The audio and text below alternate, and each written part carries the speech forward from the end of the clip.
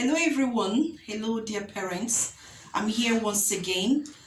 Today's talk is on the influence of domestic violence on children and its effect on the society. Today's talk is quite interesting. It has a different dimension to it. Very interesting dimension. With me is a seasoned counselor, Comrade James Bando. Comrade James, Thank you for having me. thank you. I would want you to briefly introduce yourself to our viewers. My name is Comrade Bando James, a trained counselor, an activist community service, the same time the president, BNYA president, Passenger Youth Association, Kogi State, Nope in bracket, that is the Nope people of Kogi State. Happily married for about 32 years, and I've also trained at least 2 to 3 graduates. And so this stands me in a good position in giving attestation to this topic on the table. Very interesting. Comrade Bando, please, with your wealth of experience, I want you to break down this topic. Help us to understand the influence of domestic violence on our children and its effect on the society. Domestic violence is a very wide scope coverage that if we use the whole of a day, we will not finish. But let me start by try to deduce something from domestic violence by using some identifying variables of domestic violence, such as physical violence, psychological violence, sexual violence, and finance violence. Before I just continue from where I stop, let us know what the family does. The family is a unit of socialization where the child grows from the young stage to adult stage. And whatever happens to this unit of socialization called the family will definitely has an issue, an impact, an influence on the child. And so time should be taken to make sure that this family calls the industry where the product called the child is produced.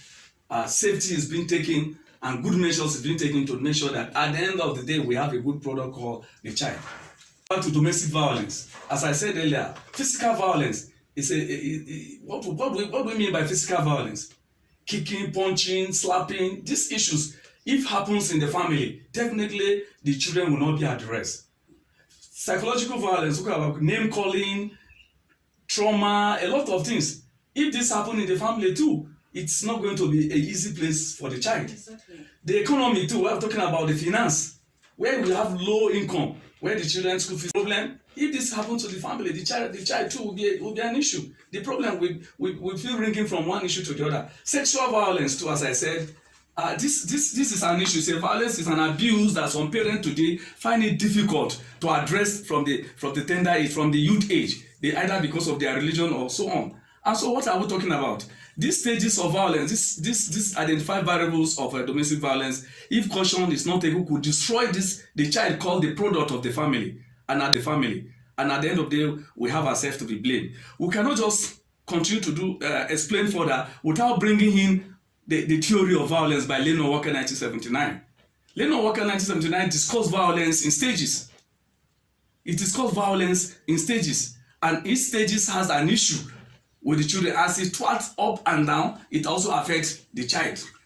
According to Bandura 1977, Bandura learning theory, you said a child learns whatever that trait and behavior of a child learns a trait of behavior of a parent right from the formative level. What is the formative level? We're talking about the young age to start age. Just as I said earlier, Piaget cognitive development has it in 4 stages. We have the pre-occupational stage, we have the sensomotor stage, we have the concrete stage, and we have the formal stage.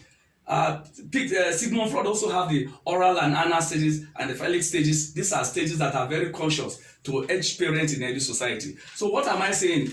That during these violence stages, caution should be taken. As the violence twat up, it also affects the children. It comes down, it also affects the children. In the school, in the peer group, in the community they find themselves. So these violence are critical. It can speak to our face today in the street, in everywhere, violence everywhere. So caution should be taken as we produce these children called product at the end of the day. The family as a unit of socialization, care should be taken and caution should be taken so that at the end of the day, we have a product we can call our own and so we can have in this country. Thank you very much, Comrade Bando. Now, to curb this violence to an extent, to a very large extent, what solution can be preferred? What solution can we prefer? What can be done to curb violence? Thank you very much. We will not just be shouting problem every day without providing solution. This violence, domestic violence, as I've said in the family, need to be knock on the nod. What do I mean? What do I mean by this? The government has to take the lead by enacting a law establishing counseling centers, psychological centers, violence centers where parents could run to. Yeah. Centers in the community, in the world, in the state level, every work and corner of this country. There should be a center. It should be backed up by law. The policymakers should also take it up from there. The curriculum developers should also enact this into our curriculum, into our syllabus, right from the kindergarten stage to the secondary school to the university level. If this is done, there will be very spread of the news of what violence is, and it will certainly go a long way. The pastors, the imam, the religious leaders, the etus, the obas are not left out in this struggle. They should be able to force their subject in every community looked at all of the world to attend these counseling centers, whereby this professional whatever will be, once they discover an issue in the family, they should be able to run there. That takes me back to the parents are not left in this issue. They should also be, the parents should also be encouraged to visit these centers where we have these counselors, psychological counselors, psychologists, where they will attend to their children. Let me let you know that these students will be so open to speak to the counselors what they will not ever tell their parents. So it's an avenue, it's an opportunity to parents to also take this advantage. While government does its own, the parents should also take this advantage in visiting some of these centers, and the obas, the chiefs, or what the malam, the pastors should also encourage people to do this. If we do that, I'm telling you that the country will be a safe place to be. And the time to do that is now, because all over the country, elsewhere, corner, east, south, west, in fact, it is a mess as of now. And I hope these measures and recommendations will be taken serious to better our society. Thank you. Thank you so much, Comrade Bando. Well, we have come to the end of this episode. I'm sure that you really enlightened our viewers. Well, dear parents, to start with, let's try as much as possible to ensure that our homes are conducive for our children. Like I always say, our number one priority is to groom these children into healthy adults. And also, let's make use of our counselors, well-trained counselors.